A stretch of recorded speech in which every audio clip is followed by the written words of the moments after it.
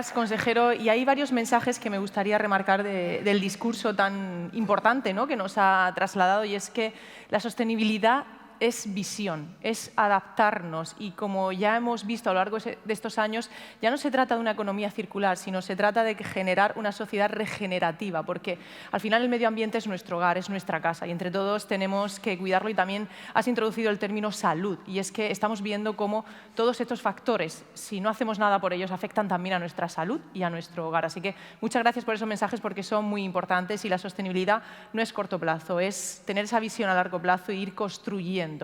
Y ahora sí, por ir adaptándonos a los tiempos, ¿no?, que tenemos, porque tenemos muchas profesionales que van a pasar esta mañana por aquí, vamos a comenzar con esas entrevistas donde estas mujeres van a servir de inspiración con su parte personal de cómo han llegado hasta estas posiciones de liderazgo, y también con esos proyectos que están desarrollando a nivel profesional desde organizaciones, entidades y empresas privadas, para que podamos conocer y ser ejemplo, ¿no?, porque al final, como dicen, todo está inventado, bueno, pero hay que trasladarlo, hay que contarlo para que vaya calando y entre todos cojamos esos mensajes para seguir avanzando juntos. Y vamos a comenzar en primer lugar con Ana Belén Noriega, que es ingeniera forestal y MBA en gestión de proyectos, directora general de PEC España.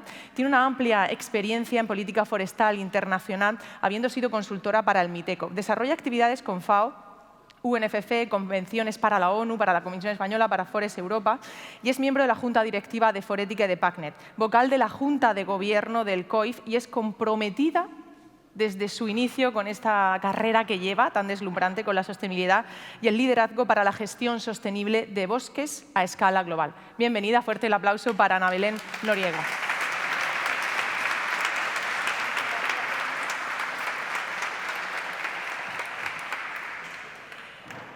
Tienes la importante tarea, ¿no?, de iniciar con este... ¿Estás cómoda? Estoy Sí. microfonada, estaba intentando ver. Sí, se te oye perfectamente. Si estás cómoda, estás como en casa, como ha dicho el consejero, cada vez estáis más por esta región, y eso es porque aquí se están haciendo las cosas bien y contamos con grandes profesionales para que nos ayuden a seguir. Ana Belén, como decía en esta introducción de tu perfil profesional, tienes una amplia experiencia en política forestal internacional y en sostenibilidad, pero ¿qué te llevó a especializarte en esta materia y a liderar ese proyecto como es el PEC España, tan importante para nuestros bosques y nuestros montes? Bueno, es una pregunta que es ¿qué te llevó? ¿Qué te llevó? Pues yo digo muchas veces que la vida te vive. En vez de nosotros vivir la vida te vive. Entonces, luego eliges tu camino para ir por un sitio o por otro, y en mi caso se juntaban circunstancias de ser una mujer, una persona que inicié mi carrera montando una empresa. No estaba acabando de mi carrera y ya estaba trabajando para lo que era el antiguo Icona, que acabó en el 96, no quiero decir mi edad, pero tengo experiencia. Y entonces ahí empecé a trabajar en control de estado fitosanitario, de contaminación sobre masas forestales, cuando todavía no has acabado, cuando todavía estás estudiando. Entonces vas llevando tu carrera por determinados derroteros. Había grupos de intercalibración, de cómo medimos en Europa las redes, cómo medimos la salud de nuestros bosques. Esas redes eran internacionales. Una capacidad que yo tenía era poder hablar en inglés, poder ser capaz de hablar en otro idioma y ser capaz de coordinar estos grupos de trabajo. Bueno, pues eso me posicionó. Fue un empeño de mis padres el que aprendiéramos idiomas, y en aquellas eso nos posicionó, tanto a mi hermana como a mí. Y en ese momento empiezas a trabajar, empiezas a sonar, que haces cosas en inglés, que te relacionas con gente de fuera de España, y empieza a sonar el nombre. Y bueno, a mí me gusta tratar con las personas de manera más personal, establecer vínculos, establecer redes. Entonces eso te crea una panda de amigos, digamos, a escala nacional, a escala internacional. Y eso me fue colocando hasta un buen día. Recuerdo estar en mi oficina y llamó mi socio, en aquellas mi esposo, y me dice, ¿estás sentada? Digo, sí. Me dice que me dice el director que te vas a Naciones Unidas a acompañar había un problema un problema político y demás. Y yo era pues bastante joven, y allí que me vi en Naciones Unidas pues defendiendo la posición española, pidiendo punto de orden, sabía que pedirlo. un organismo internacional. Y un poco la determinación de hacer algo, yo creo que es también lo que te posiciona, las ganas, el atreverse, el no tener... Siempre se habla del complejo este de impostor. Pues yo es que no lo he tenido, yo no sé, quizás yo creo que es inconsciencia más que otra cosa. Dices, ¿qué hay que hacer? Vamos. Y ya está. Valentía. Dentro de mis capacidades, nunca he pretendido hacer o pretender que sé más de lo que sé, no, simplemente con tus capacidades y irte posicionando. Te has adelantado porque lo que te iba a preguntar no era cómo habías conseguido llegar a esa posición, pero lo has dejado claro, con valentía, con trabajo y con motivación para... Mucho trabajo, mucho trabajo. Trabajar, dar todo lo que puedas dar, en informarte, preguntar, no tener vergüenza. Yo ni idea, cuéntame. Ese tipo de cosas, aprender de los que saben, porque es que empezamos de abajo para arriba y aprender, nunca dar por sentado nada. Y a mí esto de estos foros internacionales, por ejemplo, estar en salas de leer como un discurso que hubo que leer en Naciones Unidas, en la Asamblea General, corriendo con los papeles, traduciendo el discurso, corriendo de un lado para otro, con ese tipo de cosas, y dices, ¿cómo me ha podido pasar esto? O sea, me considero una afortunada. Creo que tengo suerte, creo que he tenido suerte. Es verdad esto como decía, era Picasso, ¿no? Que la inspiración te pille trabajando, pues que la suerte te pille haciendo cosas, porque si no, no llegas. Y estar sentado en un sitio donde estás, Spain, está aquí, tienes a Sri Lanka y tienes a un señor que llega, se quita los zapatos, se pone aquí así, y dices, es otro mundo, el mundo es muy grande.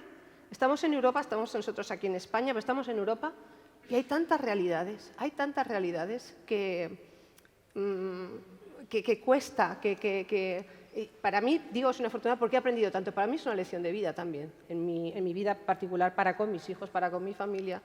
Sí, tener esa mente abierta y sí, conocer que el mundo es muy grande. Y cuando tú comenzabas, porque dices, tengo mucha trayectoria, ¿no? Ya hace muchos años que estás en esos foros internacionales donde sobre la mesa hay temas tan importantes como puede ser el cambio climático, la sostenibilidad, pero hace ya esos años atrás, hace, no sé, 15, 20 años, ¿se hablaba de sostenibilidad como se habla ahora? ¿Existía ya esta preocupación? ¿Qué proyectos estaban encima de la mesa y cómo has visto tú esa evolución hasta el día de hoy? Se hablaba, sí, se hablaba. Concepto de sostenibilidad, de hecho, pues vivimos digamos, yo me incorporé después, pero sí, en la definición de sostenibilidad a escala europea, sostenibilidad en bosques, ¿no? Lo contaba, sucintamente contaré que ayer lo comentaba, que de las convenciones de Naciones Unidas que nacieron en la cumbre de Río del 92, una se cayó, sí que salió cambio climático, salió desertificación, salió biodiversidad, no salió bosques. Bosques se atascó el diálogo. El diálogo del territorio se atascó. Y entonces se trasladó a las regiones y yo he vivido esa definición de sostenibilidad que se hizo a través de una conferencia ministerial. Los ministros se sentaron con sus técnicos, obviamente, luego las decisiones políticas, el alto nivel, luego viene después, pero se definió qué es sostenibilidad para entender todos. Sostenibilidad, estamos hablando de bosques, yo hablo básicamente de bosques, medio ambiente, pero bosques con todo, no bosques árboles, bosques con todo el ecosistema forestal que lleva dentro, ¿de acuerdo? Bosque montes, que es otra palabra que nosotros usamos mucho, que no es solo donde hay árboles, donde hay arbustos, donde hay otro tipo de, bueno, vegetación mediterránea, obviamente. Y el sector fue capaz de definir y ponerse de acuerdo a escala europea. Luego hubo otros procesos en América, Tarapoto, por ejemplo, o Montreal, con otros países los más ricos, pues los canadienses, los japoneses, los australianos hicieron otros indicadores diciendo ¿a qué llamamos nosotros sostenibilidad? Pues eso fue uno de los hitos, ponernos de acuerdo en cuál era la cosa, entre comillas, cierta de la que hablábamos todos. Eso es muy importante también, definir de qué hablamos, cuál es el entorno y cuál es el alcance. Y sí se hablaba, pero era algo como que decías, no va a llegar nunca.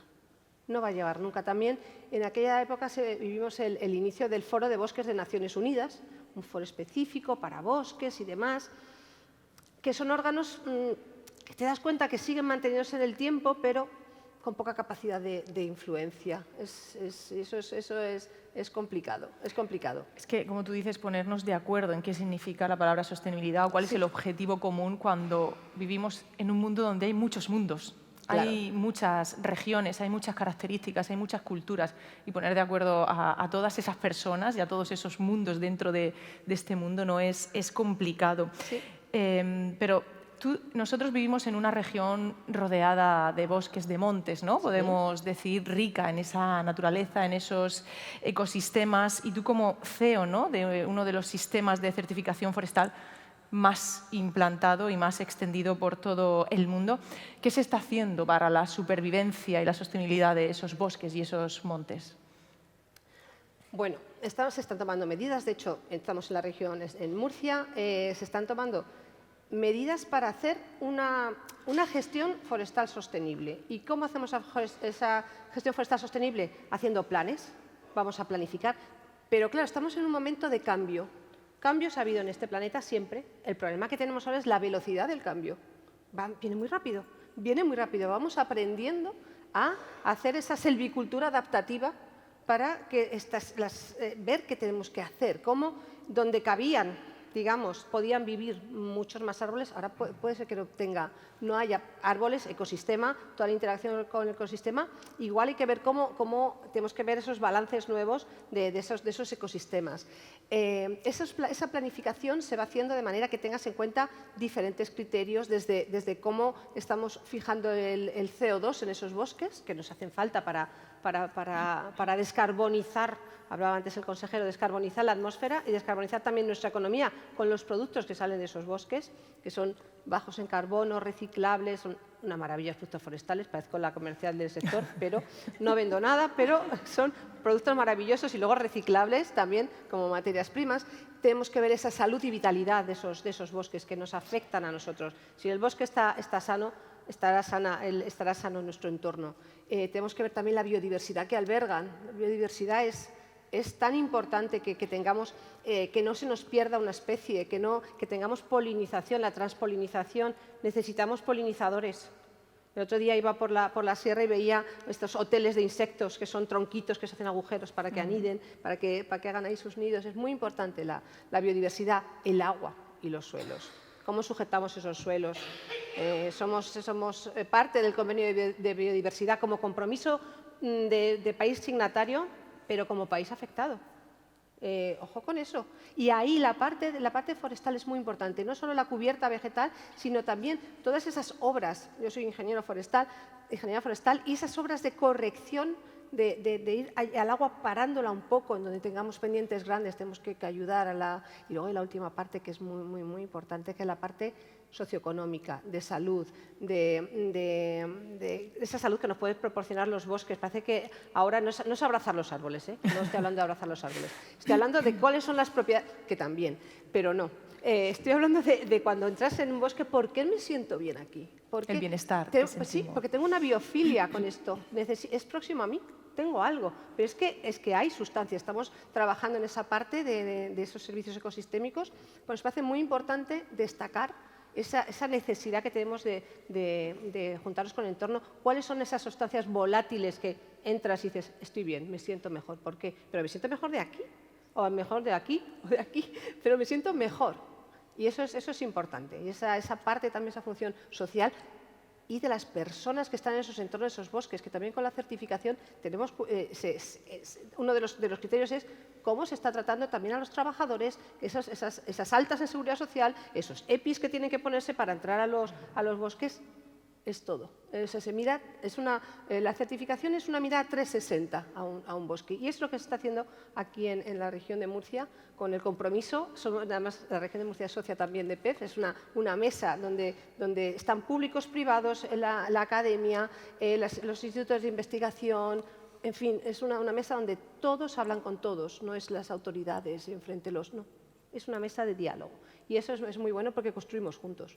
Porque esa visión holística, ¿no?, que también hacía mención el consejero y como tú dices, tratáis con esa certificación las sostenibilidades del ámbito económico, social y medioambiental, que son las tres patas que no se nos olvide, porque muchas veces es quizá el concepto de sostenibilidad va ligado a medio ambiente solamente, pero es que el medio ambiente tiene que ver con la parte social y tiene que ver con la parte económica. Y ese bienestar que tú decías, es verdad que cuando llegamos a un monte, yo conozco gente que dice, es que parece que conecto con la naturaleza, pero tiene su porqué y su sentido y hay que cuidar de todo ese equilibrio ambiental, ¿no? Porque Además, esos bosques son muy importantes en la lucha contra el cambio climático, ¿no? Parece también que se centra la atención en los mares, en los océanos, pero los bosques están ahí como parte esencial de la lucha contra el cambio climático. Sí, es el ecosistema terrestre más importante, los bosques, en la lucha contra el cambio climático.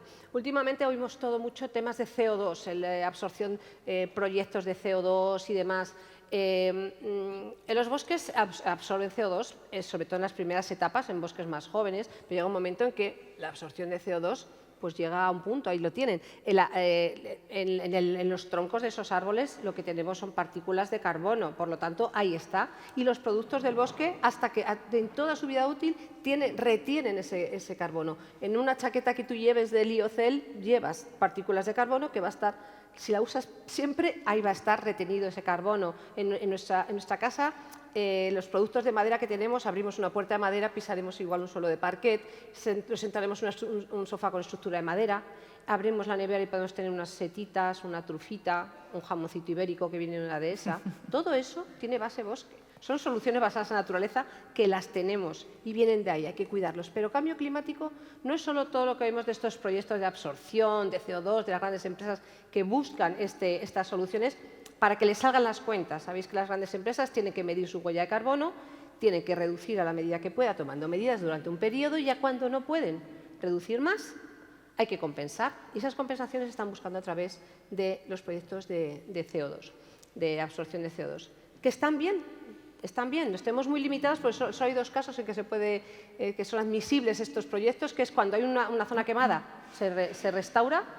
Esa sería una parte. O dos, si el cambio de uso de agrícola forestal. Es muy limitado. Estamos reivindicando que se pueda la gestión forestal sostenible entre como compensadora de ese CO2 y, naturalmente, todos los demás aspectos como el agua, como el suelo, la biodiversidad, etcétera, etcétera. Y también cuando hay una plaga o cuando hay una enfermedad, como está pasando ahora, una sequía, como está pasando ahora aquí en Murcia con las masas de pinos, necesitamos que esa restauración se contabilice como restauración y que nos den a las empresas o a quien pueda invertir en estos proyectos puedan tener esa cuenta de resultados de su memoria no financiera, les puedan servir ese tipo de proyectos. Es imprescindible. Y hay una iniciativa de la región de Murcia que es muy importante, que cuando decide certificarse, hay tres maneras de certificar y una de ellas es la regional.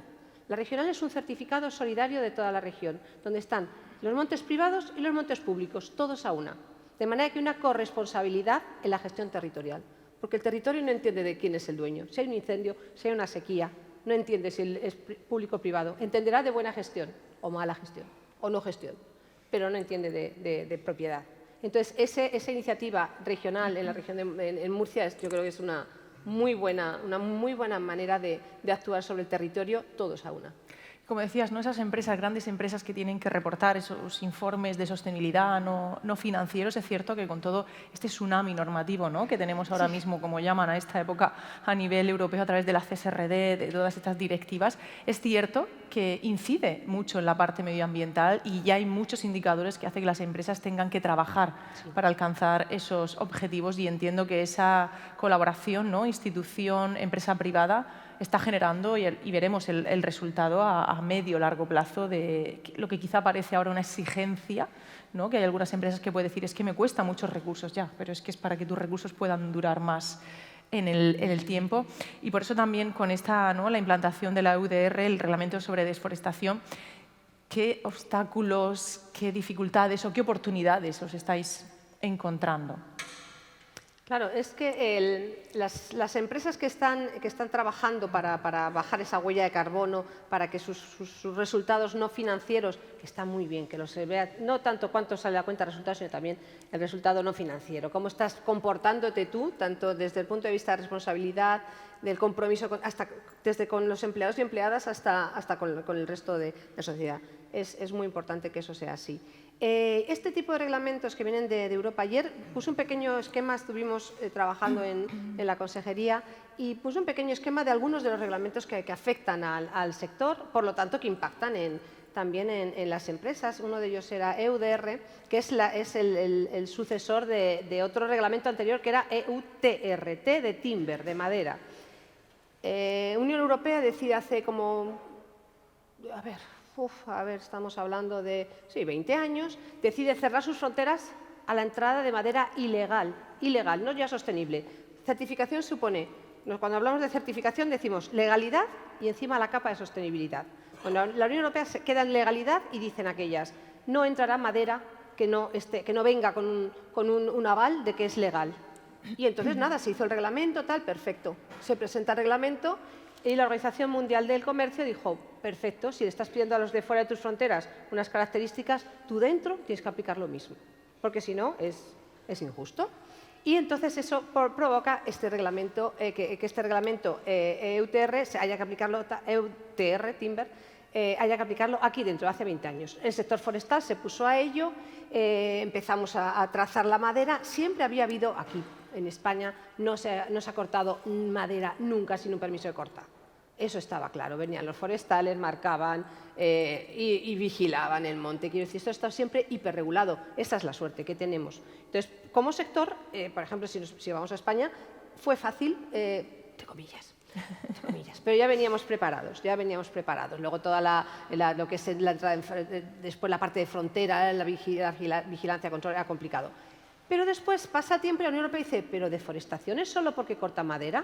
¿O por qué cortan madera? ¿O por qué cortan los bosques? Dicen, espera, que están cortando los bosques para plantar soja, para dejar que entre ganado, para tener productos alimentarios. Entonces esto ya afecta a la soja, se fijan en la soja, se fijan en el aceite de palma, en el ganado vacuno, en el cacao.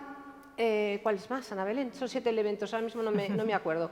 Pero estos que son de grandes multinacionales de la alimentación, que todos conocemos, que abrimos una despensa y tenemos lleno de botes y de frascos de estos o en la nevera, estos vienen a estar afectados ahora de este reglamento contra deforestación. Entonces, tengo que asegurar que mi cacao, que viene de tal zona, no proviene de haber deforestado un bosque. Entonces, eso, claro, la industria alimentaria es, ¿perdón? ¿Que tengo que hacer qué? Claro, nosotros ya venimos acostumbrados, porque siempre la madera como, algo malo estáis haciendo. Y siempre estamos acostumbrados a justificar cómo se está haciendo, con esos planes, con esos permisos. Pero este tipo algunos estaban ya con temas de cacao sostenible, café sostenible, aceite de palma que no provenía de deforestación. Yo recuerdo tuvimos una asamblea en Malasia y yo decía, ay, qué bonito, qué de palmeras, qué bonito. Y era todo, habían cambiado el bosque nativo por plantaciones para aceite de palma, para las galletas, para los chocolates, Y yo me parecía tan bonito, no conocía el paisaje.